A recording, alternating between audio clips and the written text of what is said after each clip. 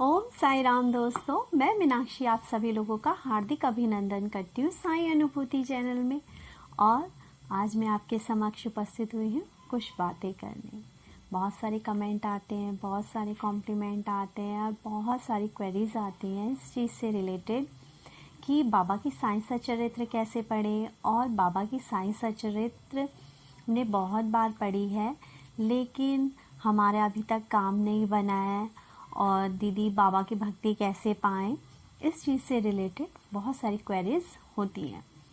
साथियों, आज जो मैं आपको कुछ बताने जा रही हूँ वो इस चीज़ से रिलेटेड है कि हमें एक बार ये गौर करना है कि हम जो बाबा की प्रार्थना कर रहे हैं वो किस पर्पज़ से कर रहे हैं। मैंने बहुत बार अपने सभी साथियों को, साईं डिवोटीज़ को यही बताया है कि, लेकिन हाँ, बताने से पहले चलिए सभी लोग हाथ जोड़िए और बाबा का जयकारा लगाइए। ओम श्री सच्चिदानंद सद्गुरु साईनाथ महाराज की जय। अनंत कोटि ब्रह्मांड नायक राजाधिराज योगी राज परम ब्रह्म श्री सच्चिदानंद सद्गुरु साईनाथ महाराज की जय। ओम साई राम दोस्तों। साथियों, जब ईश्वर की प्रार्थना करते हैं, बाबा की प्रार्थना करते हैं, तो हम लोग क्या करते हैं, हम बाबा हमारी ये इच्छा है, हमारा जॉब लग जाए, मेरी बेटी की शादी हो जाए, मेरी तबीयत सही हो जाए, मेरा ये हो जाए, मेरा ये बिगड़ा काम बन जाए, मेरा वो बिगड़ा काम बन जाए। लेकिन बहुत सारे या लगभग जहाँ तक मैं समझती हूँ जो लोग ये कहते हैं कि काम नहीं बन रहे हैं, वो अधिकतर ये जितनी भी भौतिक चीज़ें हैं, रियलिस्टिक जितनी भी चीज़ें हैं, लोग यही मांगते हैं बाबा से। तो मैं सिर्फ इतना कहना चाहूँगी, मांगने से पहले बाबा से, बाबा ने जो दिया है उसके लिए थैंक्स कहना शुरू कीजिए। क्योंकि आप खुद देखिए, आपका पड़ोसी, कोई रिश्तेदार यदि हमेशा सिर्फ मांगता ही रहे तो आपके मन में भी ये वाली चीज़ आएगी ना, ये तो हमेशा मांगता ही रहता है। लेकिन कभी अगर जो चीज़ आप उसको दे रहे हैं उसके लिए वो आपको थैंक्स बोले, आपको ये बोले कि आपने मेरा ये काम किया, आपकी वजह से मेरा ये काम हो गया, तो आपको भी अच्छा लगेगा ना कि आपने उसके लिए कुछ किया तो उसने आपको थैंक्स बोला। वो इस चीज़ को मान रहा है कि मैंने आपके लिए कुछ किया था। बिल्कुल ईश्वर की भक्ति में भी यही है दोस्तों कि थैंक्स बोलना चाहिए।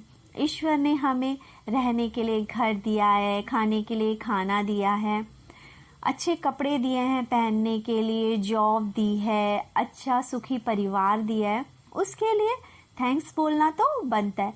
और आप किसी चीज़ को बाबा से ज़्यादा ज़रूरी ये है कि आप बाबा से बाबा की भक्ति मांगे। आप बाबा के समक्ष जब खड़े हो तो बाबा से ये कहें कि बाबा मुझे पूजा पाठ, हवन, यज्ञ, साईं सचरित्र कैसे पढ़ी जाती है, मुझे इन सब चीज़ों का ज्ञान नहीं है बाबा। मैं सिर्फ जो चीज़ जानता हूँ वो क्या जानता हूँ, सिर्फ मैं ये जानता हूँ कि मैं आपका दास बनना चाहता हूँ, मैं आपकी भक्ति चाहता हूँ, मैं आपकी शरण में आना चाहता हूँ। मैं भला हूँ, बुरा हूँ, माना कि साईं मुझसे बहुत सारे पाप हुए हैं, मैं तो इंसान हूँ, मुझसे तो गलतियाँ होती ही रहती हैं, लेकिन साईं क्योंकि आप भगवान हैं, मैं जैसा भी हूँ, मैं जैसी भी हूँ, आप मुझे स्वीकार करिए। और यदि आप मुझे अपना लेंगे तो मेरे अंदर के जो दुर्गुण हैं वो स्वतः ही नष्ट होते चले जाएंगे। बाबा से बाबा को मांगिए और थैंक्स कहना शुरू कीजिए। चलिए, इसी से रिलेटेड मैं आपको एक छोटी सी बात बताती हूँ। एक बार की बात है, होता ये है कि एक रेगिस्तान था, घना रेगिस्तान, दूर दूर तक सिर्फ रेत ही रेत। वहाँ पर एक चिड़िया थी, बहुत बीमार, दुखी, जिसके पंख भी नहीं थे, कमज़ोर, बहुत लाचार सी। वो क्या देखती है, एक दिन एक कबूतर रेगिस्तान से उड़ता हुआ खुशी खुशी जा रहा था। तो वो कबूतर क्या देखता है कि चिड़िया है, और वो चिड़िया के पास आता है। वो कहता है कि आप यहाँ क्या कर रही हो चिड़िया, आप इतनी बीमार, दुखी, उदास और परेशान सी हो, और यहाँ से दूर क्यों नहीं चली जाती। तो वो चिड़िया बताती है कि मैं बहुत तकलीफ़ में हूँ, मैं बीमार हूँ, इसलिए मैं उठ नहीं सकती, उड़ नहीं सकती, कहीं जा नहीं सकती, लेकिन तुम बताओ तुम कहाँ जा रहे हो? तो कबूतर बड़ा खुश होता है। कबूतर कहता है मैं तो स्वर्गलोक जा रहा हूँ। तो चिड़िया सुनती है कि वो स्वर्गलोक जा रहा है, तो वो कहती है कि ना आप ऐसा करना, मेरा संदेश जो है वो भगवान तक ले जाओ और भगवान को बताना कि मेरी दशा कैसी है। अब कबूतर उड़ता उड़ता स्वर्गलोक पहुंचता है। स्वर्गलोक में जाता है, वहां पे भगवान के देवदूत होते हैं। तो वो भगवान के देवदूत से परमिशन मांगता है और चिड़िया का हाल बताता है कि उसका हाल इतना बुरा है, वो दुखी है, बीमार है, उसके पंख भी अच्छे नहीं है। तो देवदूत भगवान तक वो बात पहुंचाते हैं और भगवान जी बताते हैं देवदूत को कि अभी चिड़िया का जो ये बुरा समय है वो 7 साल तक चलेगा उसके कर्मों की वजह से। अब कबूतर को जब ये पता चलता है कि जो चिड़िया का वक्त है वो 7 वर्ष तक ऐसा ही चलेगा, यानी वो 7 वर्ष तक दुखी रहेगी, बीमार रहेगी, ऐसे ही लाचार रहेगी, तो उसे बड़ा बुरा लगता है। वो देवदूत को कहता है कि यदि मैंने चिड़िया को ये बताया कि अभी 7 साल उसने और झेलने हैं इतनी तकलीफ में, तो वो तो बहुत दुखी हो जाएगी, तो इसका कोई उपाय नहीं है। तो जो देवदूत हैं वो कहते हैं हाँ एक उपाय है, आप उसको कहना कि वो हमेशा ये कहे भगवान ने उसे जो कुछ भी दिया है उसके लिए धन्यवाद। अब कबूतर उड़ता उड़ता वापस जाता है उस रेगिस्तान में और चिड़िया को बताता है कि आपके लिए भगवान ने संदेश भेजा है कि आपको जो कुछ भी मिला है, आपकी जो भी स्थिति है, आपको सिर्फ ये बोलना है भगवान आपका धन्यवाद, और जब आप ये बोलोगी तो आपके सारे बुरे दिन दूर हो जाएंगे।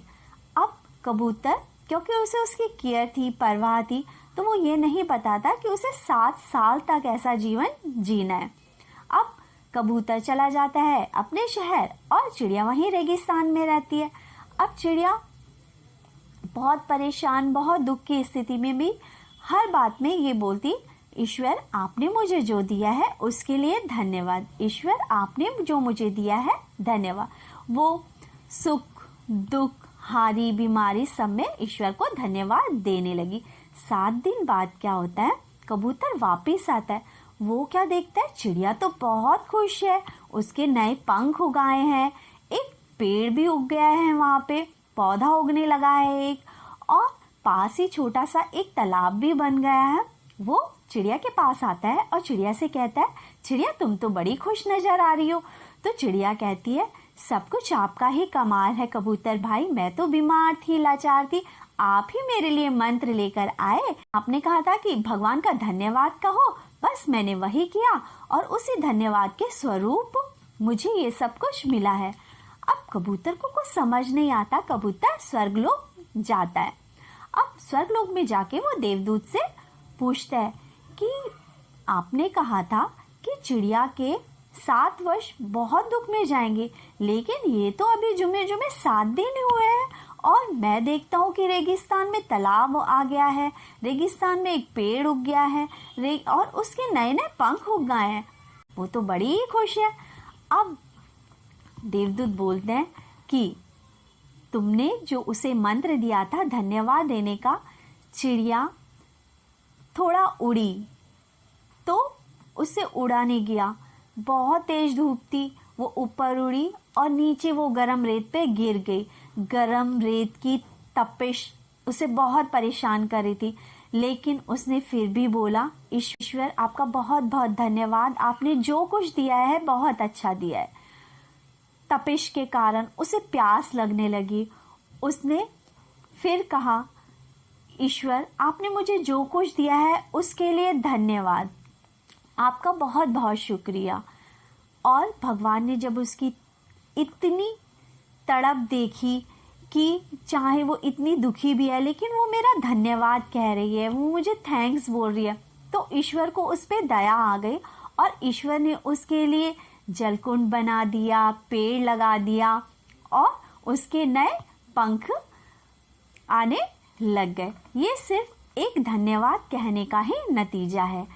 अब कबूतर को समझ आ गया कि हमारी धन्यवाद की शक्ति में इतनी ताकत है कि भगवान यदि हमें जिस भी हाल में रख रहे हैं, हमें भगवान से ये कहना है, जिस हाल में रखे साईं उस हाल में रहते जाओ। गम और खुशी की रातें सब है उसकी सौगातें।